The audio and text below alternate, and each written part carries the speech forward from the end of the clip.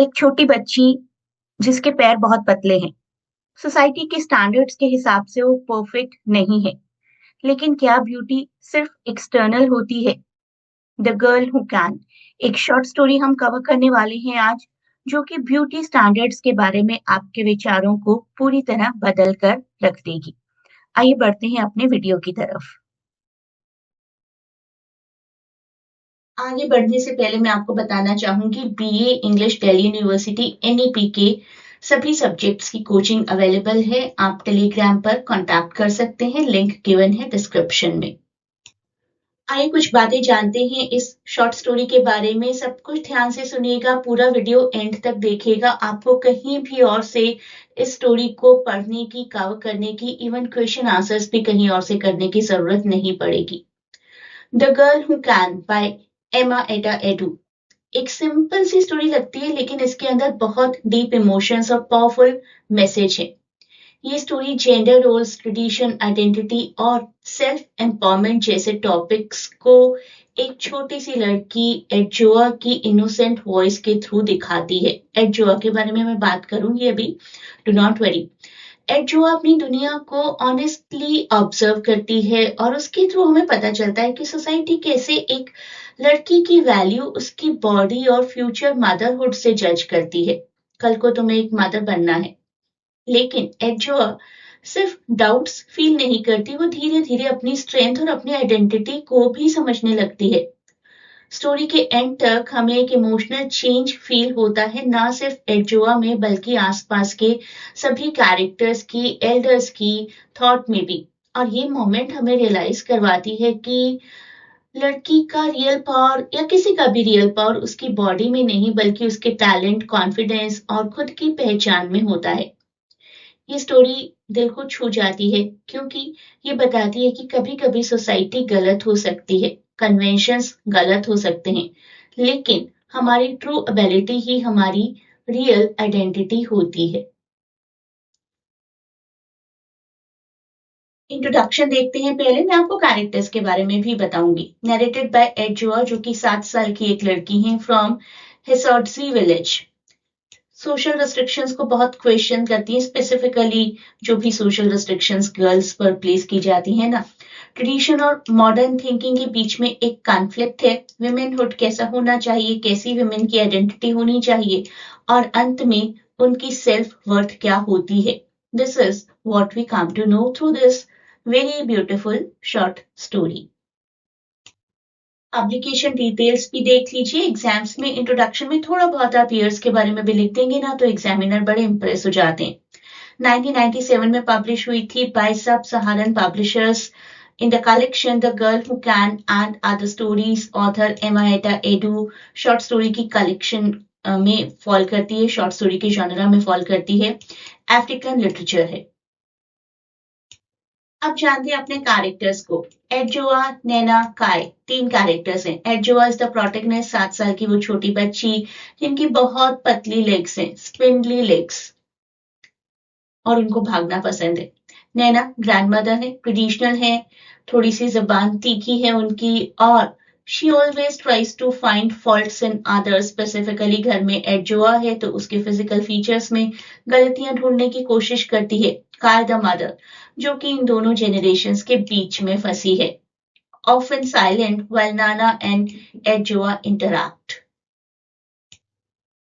तो ये है हमारी 3 जनरेशंस।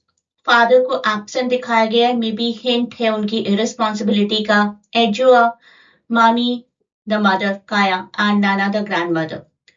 नाना डोमिनेट करती है पूरे हाउस होल्ड को अपनी ट्रेडिशनल वैल्यूज, ट्रेडिशनल बिलीव्स के थ्रू, और मामी most of the time silent और सबमिसिव रहती हैं। एडजोआ की पर्सनैलिटी के बारे में जानते हैं थोड़ा सा। इंटेलिजेंट है, क्यूरियस है, थॉटफुल बियॉन्ड हर एज।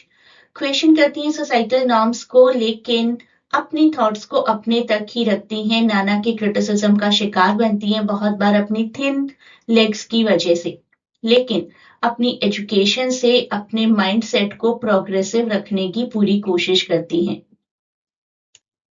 देखिए स्टोरी की शुरुआत की lines. They say that I was born in Hesotsi and it is a very big village in the central region of our country, Ghana.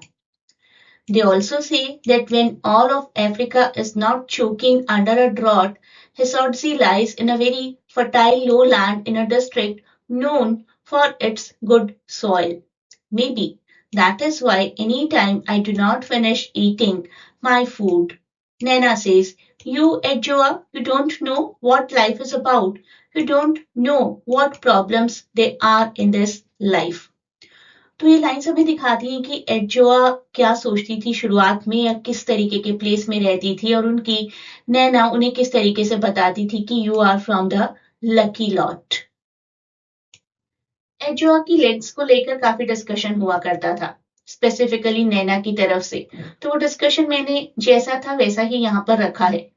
That discussion was repeated very regularly. Nana ने कहा, you know काया, काया जो कि एडजोआ की mother का नाम है, I thank my God that your very first child is female.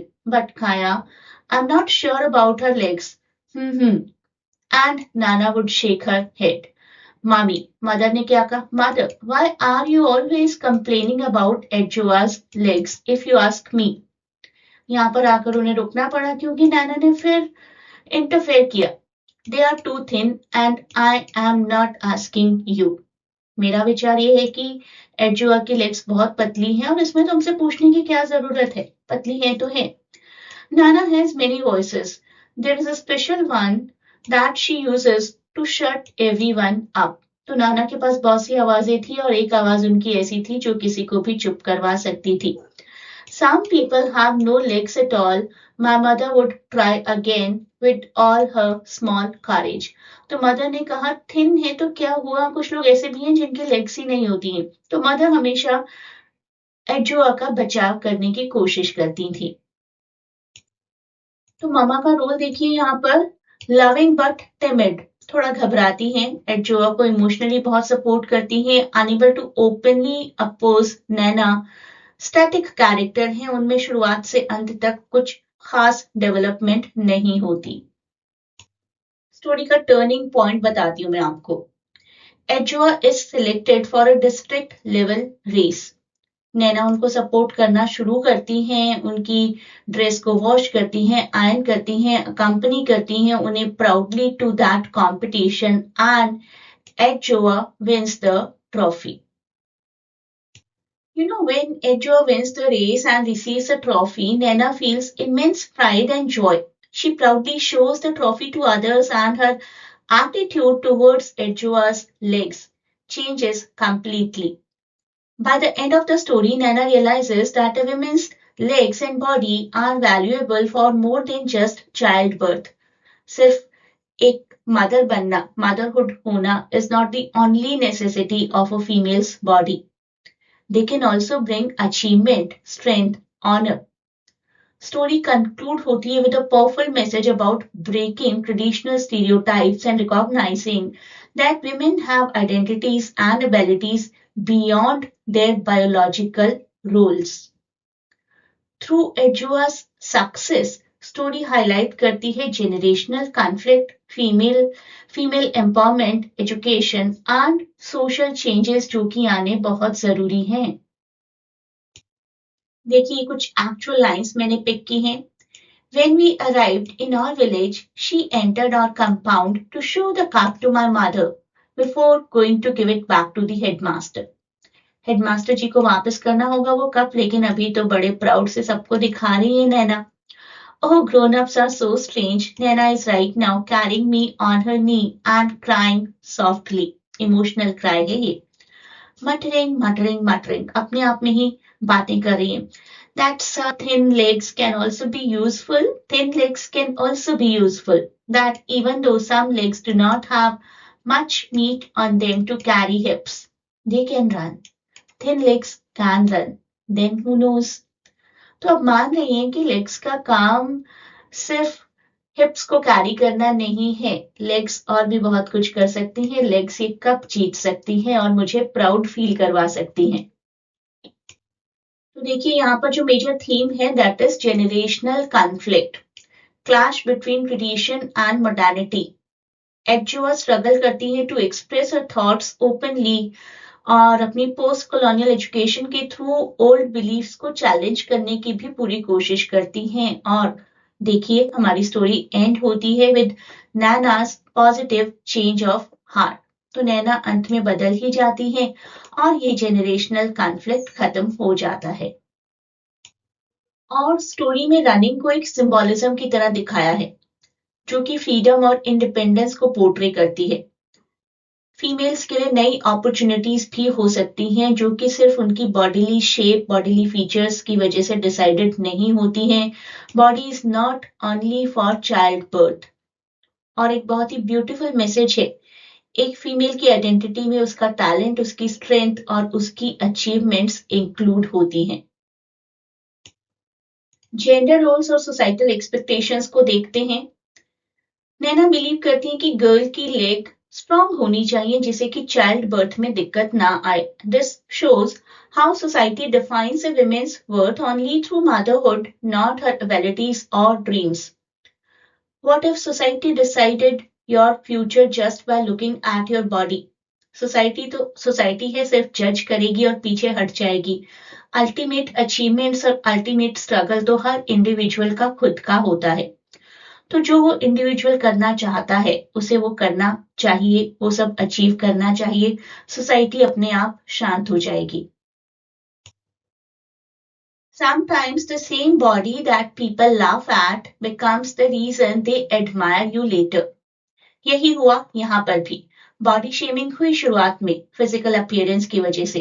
एडजुआ is mocked for her thin legs. Society जज करती है उनको उनकी फिजिकल अपीयरेंस के लिए, लेकिन उसी सो कॉल्ड फिजिकल वीकनेस को वो अपनी अचीवमेंट में कन्वर्ट करने की कैपेसिटी रखती हैं। This shows how harmful body shaming can be. देखिए इस तरीके का कोई क्वेश्चन आ सकता है आपको और आप बहुत अच्छे से लिखेंगे अपना answer. I am very sure about it. Theme, body image का थीम हमें मेंशन करना है। स्टोरी एक्सप्लोर करती है सोसाइटी के नैरो स्टैंडर्ड्स को, स्टैंडर्ड्स ऑफ ब्यूटी जो कि स्पेसिफिकली फीमेल्स के लिए बनाए गए हैं। आप स्टोरी का इंट्रोडक्शन जरूर लिखिएगा क्वेश्चन को आंसर करना शुरू करने से पहले, जो मैंने आपको बताया है इस वीडियो की शुरुआत में। एडजुआ को क्रिटिसाइज किया जाता है उनकी थिन लेग्स की वजह से। कहा जाता है कि इतनी thin legs unsuitable for motherhood. However her running ability proves कि कुछ और स्ट्रेंथ भी तो हो सकती है। सिर्फ मदरहुड का होना is not the only strength that a woman should possess. Ama Ata edu, हमारी राइटर, चैलेंज करती हैं ट्रेडिशनल बिलीफ्स को और शो करती हैं कि true value, true worth lies in ability, talent, confidence, not in physical appearance. तो इस तरीके से ब्यूटीफुली आप भी आंसर कर सकते हैं अपने क्वेश्चन को। NEP, BA English, MA English, किसी भी सब्जेक्ट के लिए आप कोचिंग चाहते हैं तो you can connect at the Telegram link given in description.